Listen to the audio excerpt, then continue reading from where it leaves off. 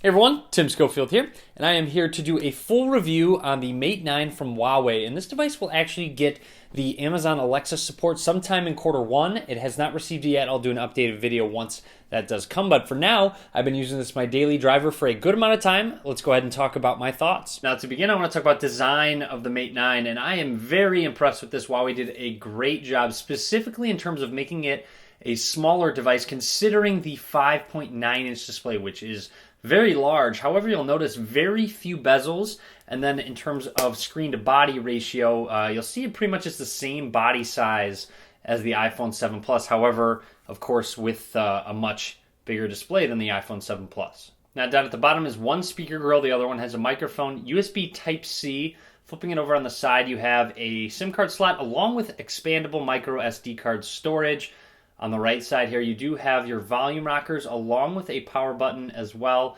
Up at the top, you have your 3.5mm headphone jack and an IR blaster if you're interested in controlling your television, something I use all the time. Now, flipping it on over, on the rear of the device, you have your fingerprint scanner, which is very, very quick, along with dual camera. I'll talk about in a second, laser autofocus with a flash as well, and that's pretty much about it. So now they are soft keys, no hardware keys down at the front, and up at the top you have your front-facing camera. Now, it's also worth mentioning that this speaker also is coupled with the earpiece in stereo style. So if I block this bottom speaker, you'll hear sound still coming out of this earpiece, whereas if I block both, they quiet down. Now, if I let go here, of course, sound is going to come out the bottom firing. Now, the bottom firing speaker is the main speaker. It definitely has way more sound coming out of it. However, it is nice because it does add volume, so it does get very loud, way above average in terms of how loud it gets. Now, sound quality is just okay. The stereo speakers on the HTC 10 and iPhone 7 Plus are definitely better than these. However, this is way better than just having a single bottom firing speaker. One final design feature is worth noting. It's a little bit heavy, does have some weight to it. Of course, it does have a 5.9-inch display. And of course, it is not water resistant for those of you that were asking. Moving along, the Mate 9 does have a whopping 5.9-inch display, which of course is helped out by that screen to body ratio, and it looks great. The bezels are so minimal, and I'm glad this is a trend that's happening because aesthetically it looks amazing. Now, it only has a 1080p display. I don't necessarily mean only because it is a great 1080p LCD display. I would say definitely above average in terms of 1080p LCD display quality. And with a bigger display, it does reduce that pixel density, but you are not going to complain. It definitely will help with in the battery life category as well. Now, with that being said, you can also make a couple tweaks to the display. First of all, I want to make a note that display brightness is very good. It gets very bright outside. You have absolutely no trouble viewing it in most viewing angles as well. Now, if I go to display settings, you'll see that you can change the color temperature in any specific way you'd like. If you'd like it a little cooler, a little warmer, they have defaults for cold, warm, and default as well to go back to how you like it. And of course, there's an eye comfort mode. So at night, you can schedule specific things. If you would like eye comfort mode on, you can use it at night or whenever you'd like to reduce some strain on your eye. Now, next, I'd like to talk about that camera. And it's a dual Leica camera that is on the back. One is 20 megapixels monochrome and then a 12 megapixel RGB with optical image stabilization. You'll see that laser autofocus. You can only see that through the camera. Now, you'll see the app is now open. I'm going to snap a quick picture, turn and snap another one, and I'll keep pressing the button. And there's a slight delay compared to other flagships out there. It's really not very noticeable and really doesn't kind of affect when I shoot on a day-to-day basis. So I took a bunch of pictures there. Now, the camera app in general is a little bit confusing. There's a lot that you can do. So you can swipe over here to get to general settings where you can change your resolution, a grid, all that stuff. And then you can swipe over this way to get to all your various modes. You have an HDR, panorama, night shot, beauty, monochrome, light painting, slow-mo. You'll see a bunch of various options that you can have. Now, you can also swipe over from the bottom here to get to Pro mode, where you can change your ISO. And you'll see on the fly, the numbers do change for you. You can kind of see what your ISO is at, what your aperture is at. And Pro mode's great. So it's really awesome that they've included that on their camera. And then on the side here, you have various options. You'll see you can have wide aperture enabled. And now one other thing that's awesome is the zooming mode. Now, it has 2 times optical zoom. Now, the lenses don't move, but it utilizes both those lenses to allow you to zoom in twice to actually get no quality degradation. Now, next, I'm going to show a couple pictures I took, and this is in a very low light scenario, and it does a very good job at utilizing both the lenses to bring in a little bit more light. This is definitely brighter than it was, and low light pictures have been good. I wouldn't say outstanding by any means. However, they definitely do the trick. Here's one where I zoomed in a very low light scenario. You'll see here's the colors, brings in the light from the right side. Now, moving along, here's a picture that I took outside. And also I meant degradation. Sorry about that. I definitely misspoke that word. I'm just realizing that now. But anyways, it does a very good job. In good lighting scenarios, in poor lighting scenarios, you are going to be very pleased at a point-and-shoot camera like this, even in close-ups as well. It really does do a much better job at other Huawei devices that I have used in the past with the camera quality.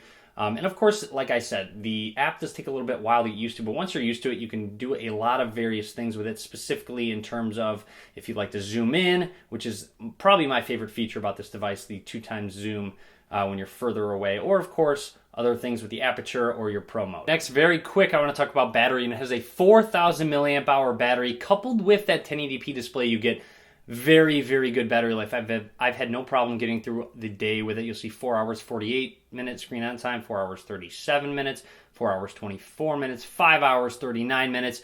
It's really great. It's one of the best out there. You're going to be very pleased with this battery life. You're going to be able to get through the day easily. Now, it does use Huawei's supercharged technology and not the quick charge standard, so you just got to make sure that you use Huawei's charger and you'll be good to go. Charging is very quick. Now, moving along, I'd like to talk about some performance and specs. Now, Huawei has put in their very own, actually, octa-core Kirin 960 processor with 4 gigabytes of RAM. And this processor does a very good job at any high-end gaming that you'd like to do, and also any basic multitasking as well. And to be completely honest, I really will run into an occasional stutter here and there, and I do not think it's really related to the hardware. I honestly believe it's related to the software. But you'll see I'm playing Asphalt 8 with no trouble. I'm going to go ahead and back out of it, go home, and we're going to do a little multitasking. Let's go ahead and maybe jump into Google Play, load that on up, maybe have a game. Let's go ahead and press this button again, and let's go into Chrome, maybe load up one of these articles. Let's go back, maybe find the calculator, do a quick calculation. And then as you can see, multitasking seems very quickly. However, occasionally I will get a little stutter, mainly when I double tap the recent apps button. It's not doing it now, and it's very occasional, so just kind of keep that in mind. You'll see it's very quick when I'm doing it right now.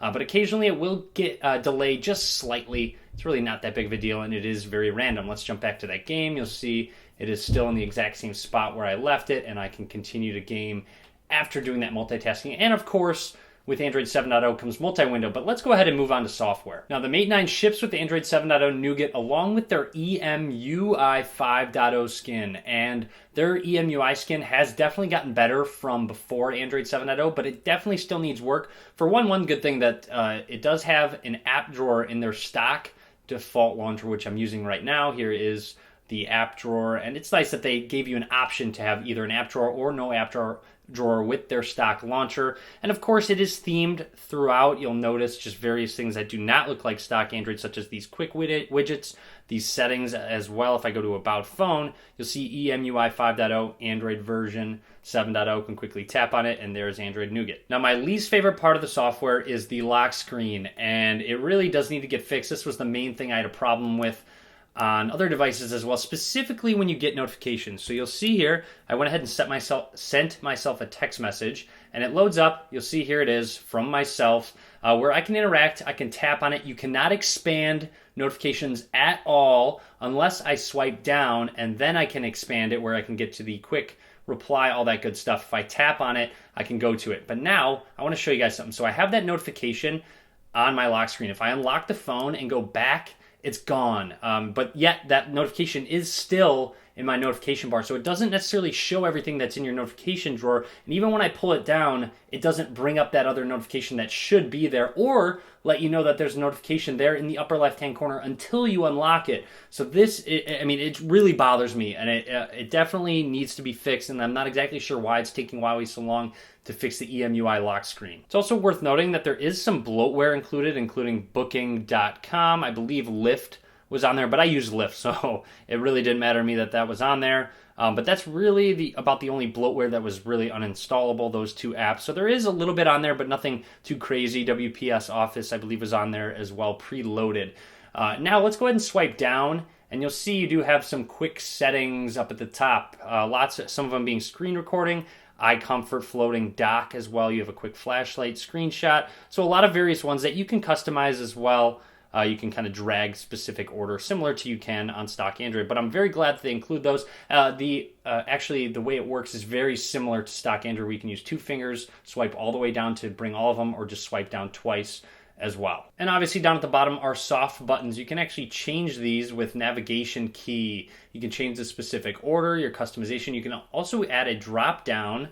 So you can go ahead and pull down the status bar. You press it twice and it brings it up. So you can't bring it down twice, but you can bring it down once if you'd like to add that. I specifically like the back button on the right side, so I do like to be able to customize it. Next, I want to talk about the fingerprint scanner, and it works very well. It's very quick, very accurate, no issues whatsoever. Good job, Huawei. But there are some things that you can do with it, such as answer call, take photos, stop alarms. You can show the notification panel and browse photos. So you'll see with the back of my device, I can go ahead and show the notification panel and retract it as well just by swiping down. I cannot swipe down twice. That does not work to actually double expand it. Or I can swipe up and you'll see it goes away as well. So a nice little addition similar to that on the Google Pixel. Now next you have some smart assistants. There's some various things such as a floating dock. There's also some motion control that you can do, such as flip to mute. You can pick up a smart screenshot with your knuckles. So you have knuckle gestures as well. So I believe you double tap with your knuckle and it takes a screenshot like it just did. You can also have a split screen gesture, which I think is kind of cool. You just swipe from the middle and you'll see if I go ahead and open up a calculator, I can have that dual window going up just with my knuckles. Of course, I can press and hold this resnap button to actually back out of that if I'd like to. But that gesture is there. One-handed UI, you just swipe over down at the bottom. And it should minimize that screen, and it did. And you can use it like normal. If you just tap out of it, it goes away. A couple other things: schedule power on, off, mirror share, glove mode.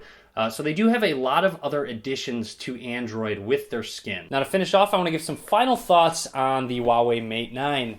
And to be completely honest, they've definitely made steps in improving their software, which was a huge thing they needed to do on previous software EMUI versions. Anyways, this is a great device. I would definitely recommend this to people. Other than that lock screen being not good, definitely needs to be fixed. It's very frustrating at times. The hardware is fantastic. And like I said, that 1080p display, even though it's so large, still looks good, so you're not going to be disappointed in it. It could be better with a 1440p display, of course. However, the improvement of battery life is definitely a welcome addition, and it seems like that's what a lot of people would rather have: 1080p display, better battery versus 1440p and worse battery. Anyways, I hope you really enjoyed this review. Click that subscribe button if you did. I will link to the Mate 9 if you're interested down below, all that good stuff. So good job, Huawei. I definitely like the thin bezels as well, so I'm glad that's the direction that it seems like we're going. And that's pretty much it. So hopefully you enjoyed this video. Click that thumbs up. As always, guys, thank you very much for watching.